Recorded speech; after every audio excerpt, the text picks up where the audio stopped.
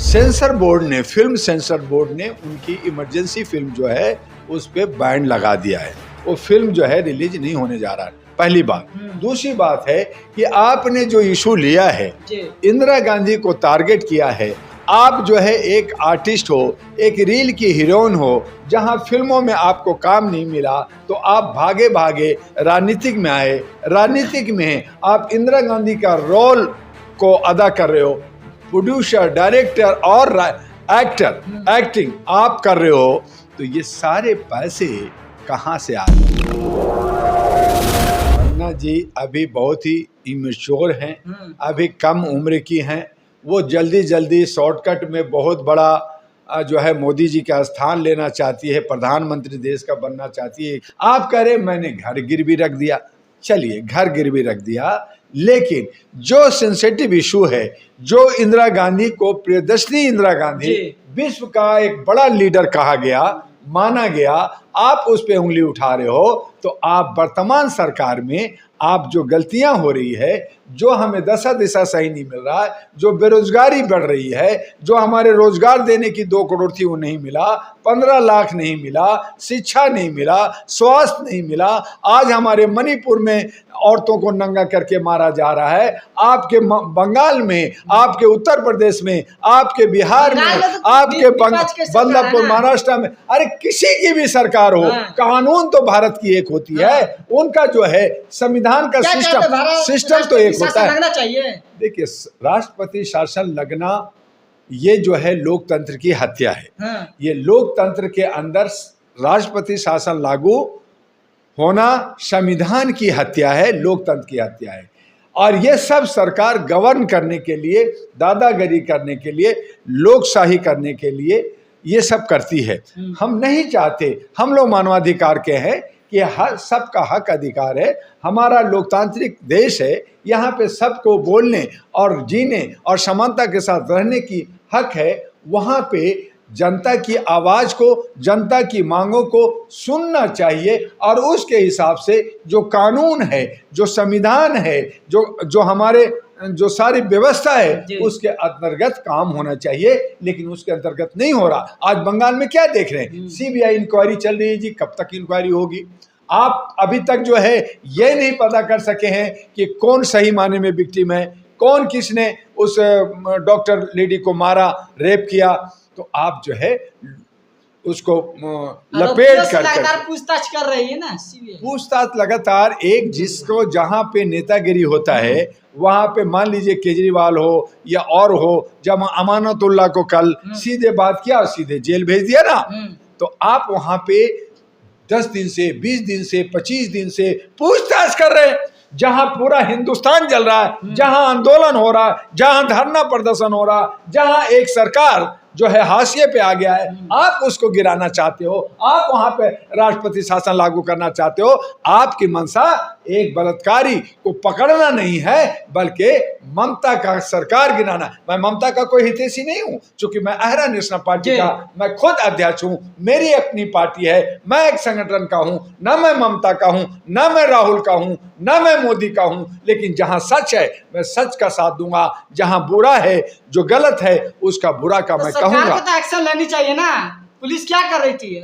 भैया वो एक्शन ले रही है, उन्होंने एक कानून बना रही है, उन्होंने कहा कि 10 दिन के 36 दिन के अंदर जो भी होगा आप पर।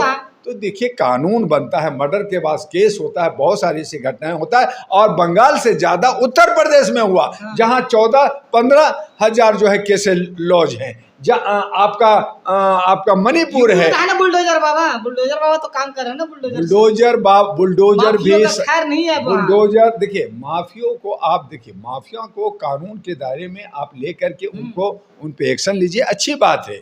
आप एक चीफ मिनिस्टर है, आप सुशासन लाइए, अच्छी बात है, लेकिन सभी को समानता के साथ, उसमें भेदभाव नहीं होना चाहिए, वहां पे हिंदू मुस्लिम नहीं होना चाहिए, पहली बात। दूसरी बात कि बुलडोजर चलाना, किसी के घर को गिरा देना, ये संवैधानिक नहीं है। अगर वो गलत है उसको पकड़ो, जेल दो, उसको फांसी लगाओ, उसको आजीवन कारावास में दे दो, बहुत तरह के सिस्टम है, तो उस सिस्टम को करो। लेकिन अगर आप अपना सिस्टम चलाएंगे तो इसका मतलब यह है कि भारत के कानून को आप नहीं मानते, भारत के न्यायपालिका को आप नहीं मानते, और अपनी मर्जी से दादागिरी करके, तानाशाही करके आप बुलडोजर चलाएंगे। तो आज योगी जी चला रहे हैं, कल फिर मध्य प्रदेश में मोहन यादव भी यही कर रहे हैं, आसाम में जो है हेमंत बिस्वा वो भी वही कर रहे हैं। तो बाकी सब उसकी नकल कर रहे हैं। तो जहां जनता जो है भेड़ की तरह भाग रही है, वहां हमारे नेता और न्यायपालिका,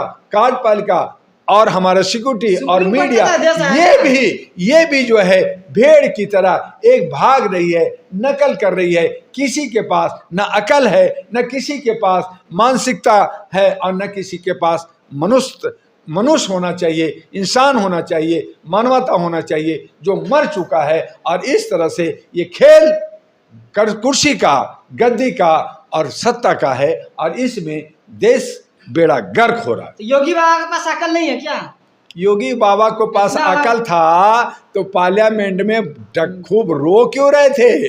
वही लोग न्याय दिलाने के लिए रो रहे थे, ताकि न्याय मिले सबको। अच्छा जी, न्याय दिलाने के लिए तो क्या एक ही समुदाय उनको मिला है? क्या उनको लखनऊ में और अयोध्या में एक ही समुदाय मिला है? आपने न्याय दिलाया तो क्या आज जो आप एक मिश्रा को गाजियाबाद वहां के जो है आपके इलाके में गोली मारा जाता है, आपका जो है गौ रक्षा, गौ हत्या के नाम पे सारा व्यापार ब्राह्मण कर रहा है, उच्च जाति के लोग कर रहा है, हिंदू कर रहा है, तो आप उस पे बुलडोजर चलाइए ना। तो आप जो है कहीं ना कहीं आप अगर नफरत की बीज बोएंगे तो वो नफरत का बीज आने वाला 2027 में जनता जवाब देगी। तो क्या लग रहा है इस बार योगी का खैर नहीं है क्या चुनाव में?